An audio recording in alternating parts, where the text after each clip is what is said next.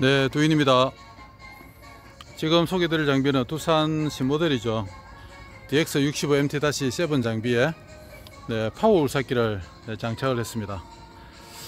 전체적으로 작업 내용을 보시면은 대한중공업의 헤즈링크, 그리고 에버다임 집게, 그리고 두인의 파워암, 그리고 파워붐, 그리고 뒤로 돌아서 보면은 보조 웨이트를 또 추가로 장착을 했고 350kg입니다. 그리고 냉각팬을 또 장착을 했습니다. 여름이다 보니까 냉각팬에 이제 효능을 볼 때가 됐거든요. 그리고 우리 두인 신발장, 신발장 이렇게 장착을 해서 좀 다소 우리 신모델에서 공투역급에서 파워 굴삭기를 만들면서 풀 옵션으로 보강이 들어갔습니다. 이 장비는 우리 태양광을 설치하시는 사장님께서 주문을 해서 만들었는데, 일반 토공 작업을 하거나 이런 게 아니라 다소 공투에서 좀 버겁고 공유 힘이 남는 어중간한 사이즈의 중량물을 들어서 옮기거나 또는 파일을 받거나 하는 그런 용도로, 말 그대로 파워 굴삭기다 보니까 파워 용도로 쓰기 위해서 이렇게 특별히 주문됐다 보시면 됩니다. 파워를 넣었을 때는 요 보시는 바와 같이 경광등이 전멸이 됩니다. 그래서 나 힘쓸 준비가 됐으니까 주변에 뭐 조심해라 뭐 이런 의미, 그리고 주변 작업자의 경각심을 불러일으키고, 또 운전자가 이 파워가 들어간지 안 들어간지 또 확인도 할 겸 스위치만 해놔버리면 좀 헷갈릴 경우가 있거든요. 그래서 우리가 경광등을 별도로 또 설치를 했습니다. 최대 4톤을 들 수가 있습니다. 이 장비는, 파워 굴삭기는 최대 4톤을 인양을 할 수 있고, 그리고 모드를 두 가지 모드를 설정을 했습니다. 굴삭 모드와 파워 모드. 일반 굴삭 모드로 한다 그러면 속도 위주, 그리고 파워 모드는 동작 위주, 힘 위주. 일반 굴삭 모드는 동작 위주, 굴삭 모드는 힘을 위주로 하는 거는 파워 모드로 해서 그렇게 힘쓸 때는 힘, 일반 평탄 작업이나 할 때는 이제 속도 위주로 선택을 할 수 있도록 그렇게 또 설치가 됐습니다. 그래서 뭐 매일 힘을 쓰는 일이 없기 때문에, 작업을 하다 보면 힘쓸 일이 그래도 전체 작업이 100이라 그러면은 한 20-30%는 항상 뭐 발생이 되는 게 현장이지 않습니까? 그럴 때 뭐 공유를 부르면 되고 공패를 부르면 되지만 일이 어중간할 때가 있거든요. 힘을 그럴 때 써야 되니까 파워를 넣으면은 힘이 최대 4톤, 뭐 이렇게 뻗어서 4톤이 아닙니다. 최대 4톤까지 인양을 할 수 있는 그런 괴력이 발생되는 게 우리 두인의 파워 굴삭기라 보시면 됩니다. 그래서 평상시는 요 암 실린더와 파워 암 실린더와 파워 붐 실린더 양쪽은 그냥 따라만 다닙니다. 따라만 다니고 윤활을 위해서 윤활 오일만 이렇게 공급이 되는 게 정석이거든요. 그리고 웨이트는 350kg를 최소를 달아줘야 전체적인 무게 중심이라든지 이런 게 맞아집니다. 작업이 확실히 편하다는 거는 지금 우리가 웨이트를 다시는 분들은 웬만하면 이제 느끼실 거거든요. 그래서 우리 두인의 웨이트는 이렇게 또 장착이 된다, 이렇게 보시면 됩니다. 그리고 이제 드디어 냉각캔의 계절이 왔는데, 요 냉각캔은 왜 달아야 되는지 그거를 좀 상세히 설명을 드리고 영상을 마감하도록 하겠습니다. 일단 외관은 이렇습니다. 외관은 이렇고, 바람은 소리가 들리는지 모르겠지만 상당히 세게, 지금 제가 뒤에서가 있는데 선풍기를 틀어놓은 것 같습니다. 그럼 이게 어떤 역할을 하느냐, 그거부터 한번 설명을 드리면, 왜 우리 두인의 냉각캔이 효율적이다, 특히 에어컨에 정말 에어컨의 성능을 100% 증대시킨다, 이렇게 말씀을 드릴 수 있는데, 왜 그런지를 한번 설명을 다시 한번 드리고 시작을 하도록 하겠습니다. 본네트를 열면은 우리 냉각캔은 이렇게 돌아갑니다. 일단 전체 구조에서 이렇게 장착이 되죠. 그러면 구조가 여기에 딱 보시면은, 여기는 경유를 식혀주는 경유 쿨러가 되어 있습니다. 위에가 인터쿨러입니다.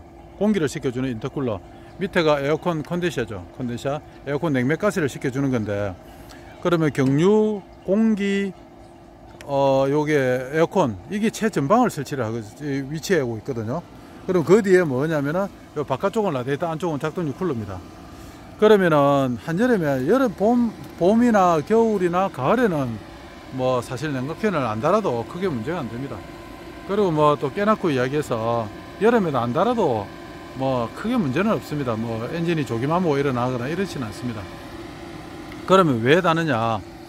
구조가 이렇습니다. 우리가 본네트 룸 안에가 평상시도 한여름에 작업을 안 해도 복사일에서 엄청나게 뜨겁거든요. 그건 사실이거든요. 근데 거기에 본네트를 안에 보니까 엔진이 들어가고, 그리고 여기에 펌프가 들어가고, 두산 같은 경우는 뭐 DPF는 아니지만 머플러가 이렇게 들어갑니다.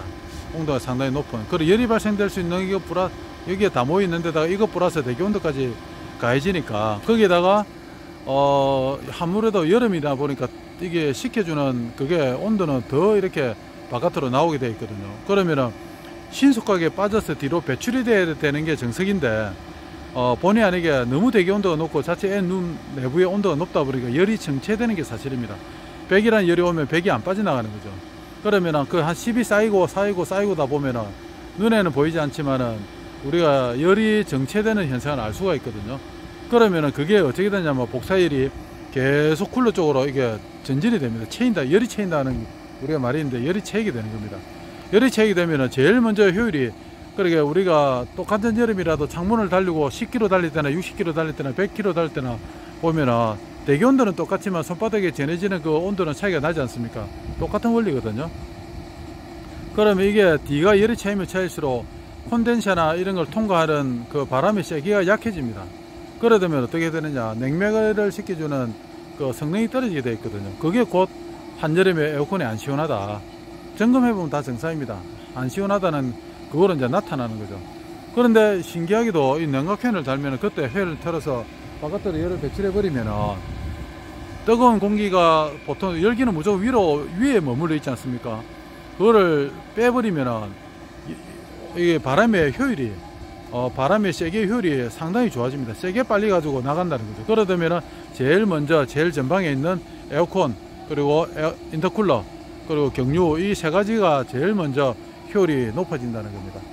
그럼 두산 같은 경우에는 DPF를 안 쓰는 대신에 터보를 설치를 해서 요 보시는 바와 같이 공기를 식혀주게 되어 있습니다. 그게 그 인터쿨러지 않습니까? 여기 있는. 그리고 공기를 왜 식혀주느냐?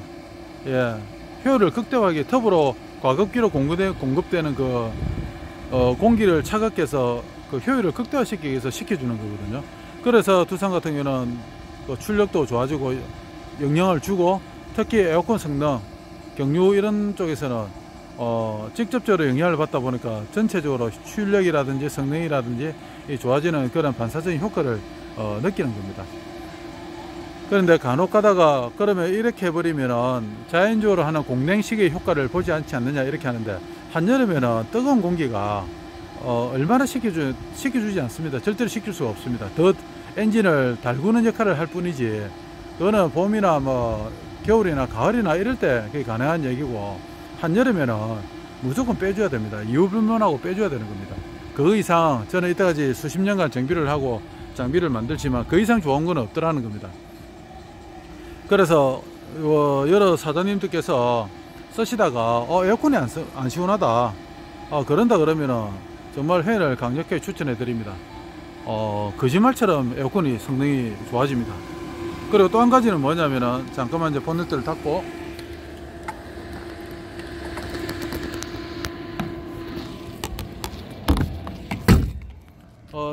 정상적으로 하면은 이게 바람이 배출이 돼서 이쪽으로 토출이 되는 게 정석이거든요. 그러면은 이 열기가 운전석이나 뒷면을 또 달구는 역할을 합니다. 근데 우리 두인의 냉각팬을 달면은 이 바람이 무조건 뒤쪽으로 빠지게 되어 있습니다. 엔진 탑을 달구는 그런 역할은 안 하고도 바람이 그쪽으로 가지 않거든요.